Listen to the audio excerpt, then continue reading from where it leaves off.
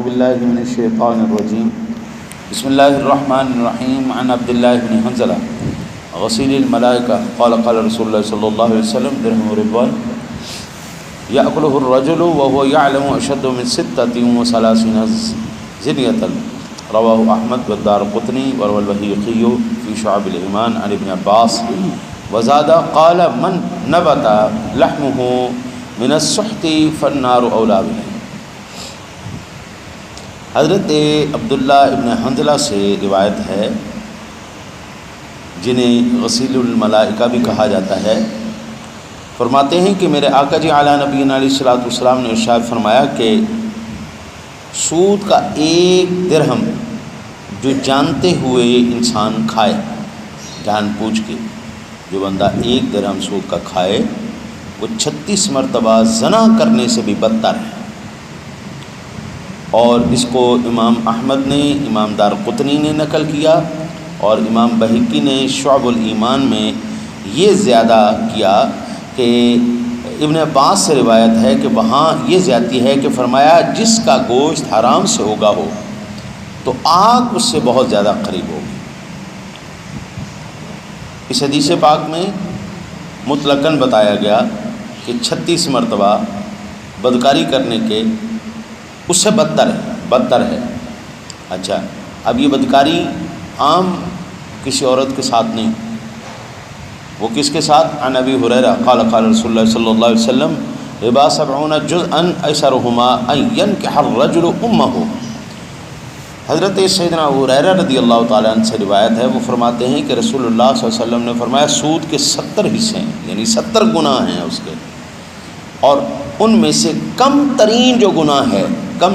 جو گناہ ہے وہ یہ ہے کہ انسان اپنی ماں کے ساتھ زنا کرے۔ یہ اتنا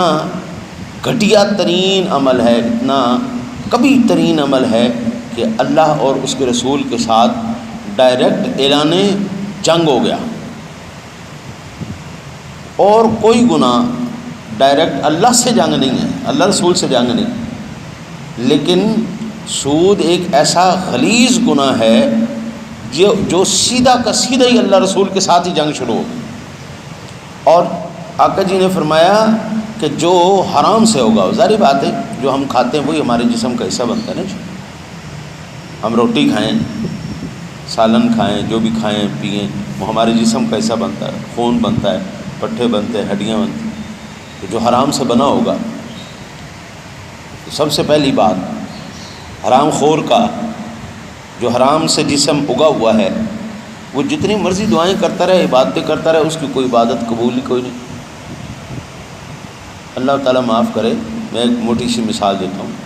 سور کے اوپر صرف بسم اللہ اللہ اکبر نہیں، پورا قرآن پڑھ کے بھی ذبح کر دیں گے نا جی، پورا قرآن پڑھ کے سور کو ذبح کریں گے، وہ حرام کا حرام ہی رہے گا۔ سور حلال نہیں ہو سکتا، اس کی ایک ایک بوٹی حرام رہے گی، اس کا اصل وجود ہی حرام ہے۔ تو جو اگا ہی، پیدا ہی، پرورش ہی جس کی سود پر ہوئی ہے، حرام سے ہوئی ہے، تو اس کے لیے سب سے بہترین ٹھکانہ جہنم ہے۔ اتنا بدترین انسان گناہ کرے، سوچ کے بھی نا جی بندے کی طبیعت جو ہے پریشان ہو جاتی ہے کہ یا اللہ یہ کیا شراب کا گناہ چھوٹا ہے، زنا کا گناہ چھوٹا ہے، لیکن یہ اتنا بدتر ہے، یہ اس سے بھی آگے نکل گیا۔ اور پھر میرے آقا جی اعلیٰ نبی علیہ الصلوۃ والسلام کی ذات گرامی نے ارشاد فرمایا، وعن ابن مسعود قال قال رسول اللہ صلی اللہ علیہ وسلم ان الربا وان كثر فانه عاقبته تصير الى قل، رواہ ابن ماجہ والبیہقی فی شعب الایمان ورواه احمد الاخیرہ۔ حضرت ابن مسعود رضی اللہ تعالیٰ نے فرمایا کہ رسول اللہ صلی اللہ علیہ وسلم نے فرمایا کہ سود اگرچہ بہت ہو مگر انجام کمی کی طرف لوٹتا ہے۔ یہ دونوں حدیثیں امام ابن ماجہ نے شعب الایمان میں روایت کی ہیں، اور امام احمد نے آخری حدیث روایت کی۔ سودی آدمی زندگی میں کبھی پھل پھول نہیں سکتا۔ ایک وقت آتا ہے، عروج ضرور آتا ہے، اس میں یہ کوئی شک نہیں کہ اس میں جو ہے نا عروج نہیں، پیسہ تو آتا ہے جناب، واہ واہ کیا بات، گاڑیاں بھی آ جائیں گی، بنگلے بھی آ جائیں گے، لیکن میرے آقا جی علیہ نبی علیہ الصلوۃ والسلام نے ارشاد فرمایا بڑے سے بڑا سود خور بھی آخر برباد ہو کے مرے گا، مرنا اس نے برباد ہو گئی۔ بعض اوقات مرتبہ ایسا ہوتا ہے کہ ہم ایسے کئی نظارے انسان کی زندگی میں آتے ہیں کہ جن لوگوں نے ظلم کیا، یہ اس رمضان شریف میں ویڈیو آئی تھی، وہ تھی پرانی 2 سال تھی یا 4 سال تھی، یہ جتنی بھی تھی، ایک پولیس کا کوئی افسر تھا، ایس ایچ او تھا، یہ کوئی اس طرح کا افسر تھا، جس کی زندگی کے اندر یہ معروف تھا کہ اس بندے نے ظلم کی انتہا کر دی، ظلم کی انتہا کی، حرام خوری کی انتہا کی، رشوت خوری کی انتہا کی، سود خوری کی انتہا کی۔ حضرت جب وہ مرا نا جی، مرا تو اس کے آدھے سر میں کیڑے پڑ گئے، آدھے سر میں کیڑے پڑ گئے، اس کا دماغ بھی کیڑے کھا گئے، اس کی آنکھ بھی کیڑے کھا گئے، یہ پورا حصہ اس کے کیڑے کھا گئے۔ ڈاکٹر کہتے تھے اللہ سے توبہ کر، استغفار کر، کلمہ پڑھ، وہ ہائے ہائے ہائے ہائے لگا رہتا، تو اسے کلمہ نہیں پڑھا جا رہا تھا، وہ چلائے جا رہا تھا، چلائے جا رہا تھا، لیکن اسے کلمہ نہیں۔ ڈاکٹر کہتے تھے ہم حیران ہیں جی، ہم جتنی مرتبہ یہ کیڑے صاف کرتے ہیں نا، یہ کیڑے پھر آ جاتے ہیں، پھر صاف کرتے ہیں، پھر آ جاتے ہیں، پھر صاف کرتے ہیں۔ وہ اسی اذیت اور کرب میں مر گیا۔ رشوت خور، حرام خور، سود خور، حضرت یہ زندگی میں کبھی پھل پھول نہیں سکتے۔ یہ میں آپ کو اللہ تعالیٰ کے پاک کلام سے ہی کہا نا، آیا مبارکہ سنو، آپ بھی حیران ہو۔ اللہ تعالیٰ ارشاد فرماتا ہے وَلَوْلَا أَن يَكُونَ النَّاسُ أُمَّةً وَاحِدَةً لَجَعَلْنَا لِمَن يَكْفُرُ بِالرَّحْمَنِ لِبُيُوتِهِمْ سُقُفًا مِّن فِضَّةٍ وَمَعَارِجَ عَلَيْهَا يَظْهَرُونَ وَلِبُيُوتِهِمْ أَبْوَابًا وَسُرُرًا عَلَيْهَا يَتَّكِئُونَ وَزُخْرُفًا وَإِن كُلُّ ذَلِكَ لَمَّا مَتَاعُ الْحَيَاةِ الدُّنْيَا وَالْآخِرَةُ عِندَ رَبِّكَ لِلْمُتَّقِينَ۔ سورہ زخرف کی 33 سے 35 نمبر تک آیات بینات ہیں۔ اور اگر یہ بات نہ ہوتی کہ سب لوگ کافروں کی ایک جماعت بن جائیں، یعنی سارے ہی کافر ہو جاتے، اگر یہ نہ ہوتا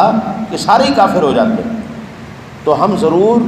رحمان کے ساتھ کفر کرنے والوں کے گھروں کی چھتوں کو اور ان کی سیڑھیوں کو جن پر وہ چڑھتے ہیں چاندی کی بنا دیتے ہیں۔ چھتیں بھی ان کی چاندی کی ہوتی، ان کی سیڑھیاں بھی چاندی کی ہوتی، ان کی دیواریں بھی چاندی کی ہوتی، اور ان کے گھروں کے دروازوں کو، ان کے تختوں کو جن پر وہ مسند آرائی کرتے ہیں چاندی کا بنا دیتے اور سونے کا۔ اور بے شک یہ دنیا کی زندگی کا سامان ہے اور اچھی آخرت آپ کے رب کے پاس ہے ڈرنے والوں کے لیے۔ یہ ابھی اللہ تعالیٰ نے مسلمانوں پر رحمت کرتے ہوئے ان کو اتنا نہیں دیا۔ اگر آپ نے دیکھنا ہو سود خور، حرام خور اور یہ حرام کی کمائی کھانے والوں کو جو ہائی لیول پہ ہوتے ہیں نا جی، ان کے گھروں میں واقعتاً ایسا ہوتا ہے، ان کے فانوس سونے کے ہوتے ہیں، ان کے برتن چاندی کے، سونے کے، اور یہ چیزیں اللہ کہتا ہے میں اس لیے جو ہے وہ ان کو اتنا زیادہ نہیں دیتا کہ ان کے چھتیں، ان کی دیواریں، ان کی سیڑھیاں، ان کے آرام سونے چاندی کے ہو جائیں۔ ہاں جی، ہر پاسے سونے۔ اب کوئی جب یہ حرام خور پکڑا جاتا ہے تو کتنا سونا نکلتا ہے ان کے گھروں سے، 50 کلو، 100 کلو، ہاں جی، کتنے کلو، اور لاکھوں اربوں ڈالر ان کے بیڈوں کے نیچے سے، ان کے صوفوں کے اندر سے، ان کی الماریوں کے اندر سے، ان کی دیواروں میں سے کہاں سے سونے اور چاندی اور پتہ نہیں کیا کیا جو ہے نا جی دنیا کی دولت نکل جاتی۔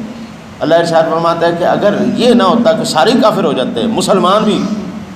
فارغ ہو جاتے ہیں، تو میں ان کو اتنی دولت دیتا۔ اور بعض مرتبہ ایسا ہوتا ہے کہ یہ پل رہے ہوتے ہیں، پچ جاتا ہے، حرام پچتا ہے، مسلمان کو حرام نہیں پچتا، لیکن کبھی کبھی ایسا ہوتا ہے کسی کو حرام پچ جاتا ہے، تو وہ جو پچتا ہے وہ کافر کو پچتا ہے،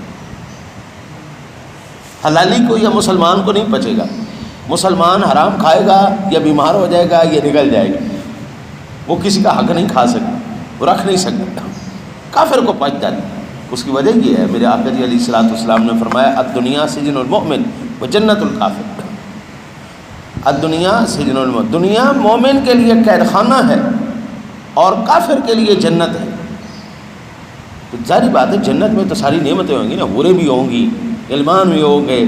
ہاں جی ساری عیاشی بھی ہوگی، تو یہاں پر ان کو نوکر بھی مل جاتے ہیں، ان کو بیویاں بھی مل جاتی ہیں، مشوقیں بھی مل جاتی ہیں، پیسہ بھی مل جاتا ہے، گاڑیاں بھی مل، ہر چیز، یعنی جو جنت میں اللہ نے ہمیں دینا ہے نا وہ یہ یہاں پر اللہ ان کو ہمیں تھوڑا سا دے کے چل بھائی ٹھیک ہے،